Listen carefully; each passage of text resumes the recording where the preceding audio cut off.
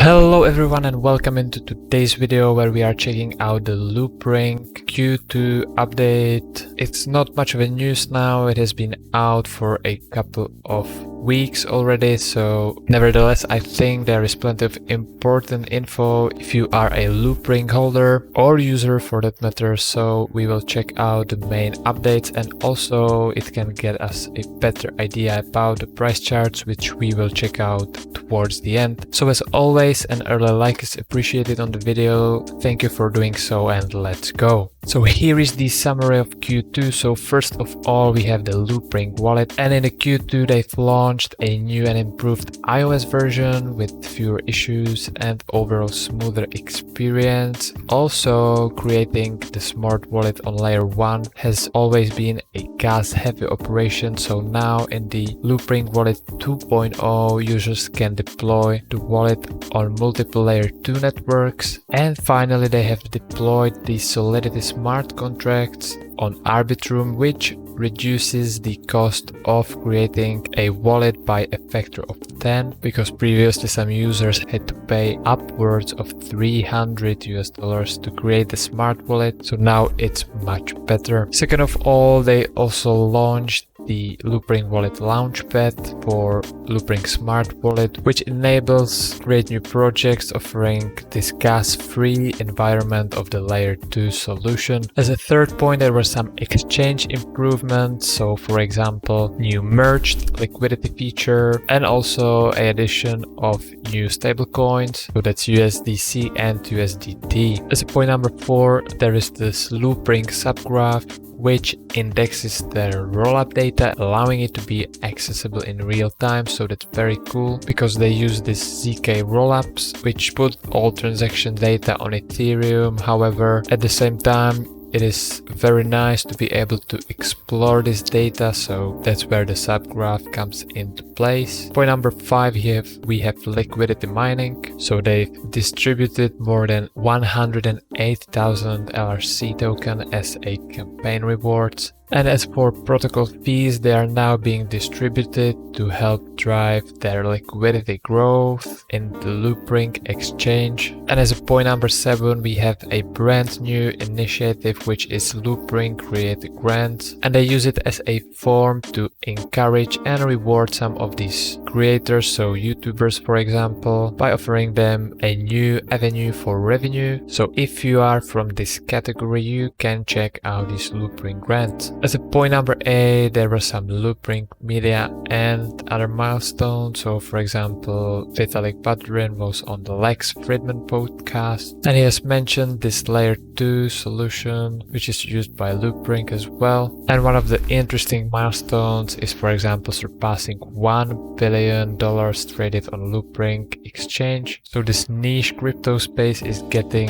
quite a lot of financial attention at least. And for some forward-looking path, we have the ETH port, which will allow cheap access to a layer 1 dApps such as ETH2 staking, Yearn, Uniswap and others directly from the rollup, and many other features which we are not able to cover in this short video. However, this link is in the video description so you can check it out for more detail. Second point for the future is the multi-layer wallets and further mobile upgrades. So they want to deploy a new wallet on other chains and layers such as Optimism, ZK Sync and more. And finally, as a point number 3, we have some further exchange improvement, so the usual updates from developers, and one of them, for example, similar to Uniswap's V3 upgrade, this new 2.0 upgrade for Loopring will allow users to implement variable liquidity over a shortened curve, which will give users tighter spreads and lower slippage. So nice features. If it's a cool feature from someone else, why not use it as well? I guess that's fine. And now we can jump into the price chart for a brief summary of what's been going on in the past couple of weeks. So first of all, we can say that the price has been going pretty much sideways since the beginning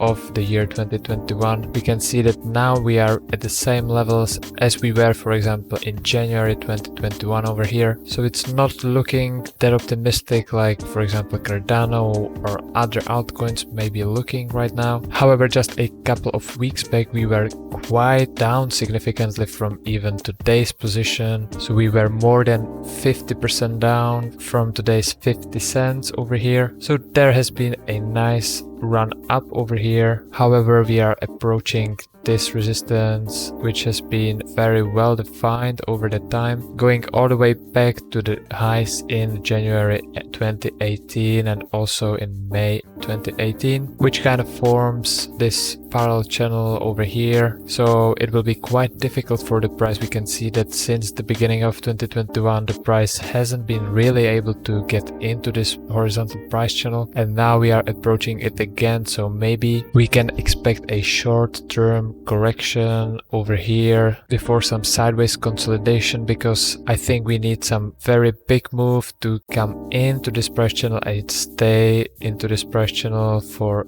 a longer time, and we've recently had this pretty large run up, so I think a short-term correction is more favorable in this case. However, checking out the Loopring to Bitcoin ratio on the other hand, so not in relation to the US dollar but in relation to the major crypto player, which is Bitcoin, we can see that the price has been able to get back into this price channel defined pretty well over the years. So we can see that pretty much since the beginning in 2017 there has been this horizontal price channel. We've had a little bit of a deviation over here in 2019 and 2020. However, now in the past couple of months we stayed pretty much inside this channel. So that means that Loopring would do similar moves to Bitcoin if it remains relatively steady in this price channel, which if we take a look at Bitcoin we can see that it has recently came out of the sideways consolidation and started, or we can say resumed, its bull run. So if there are gonna be a new all-time highs for Bitcoin, we can maybe expect Loopring to catch up with Bitcoin if it stays in that horizontal price channel as we've mentioned over here. Also, I would like to point out this resistance over here, which has been recently broken, as we can see, by entering inside this price channel. So that's looking much more optimistic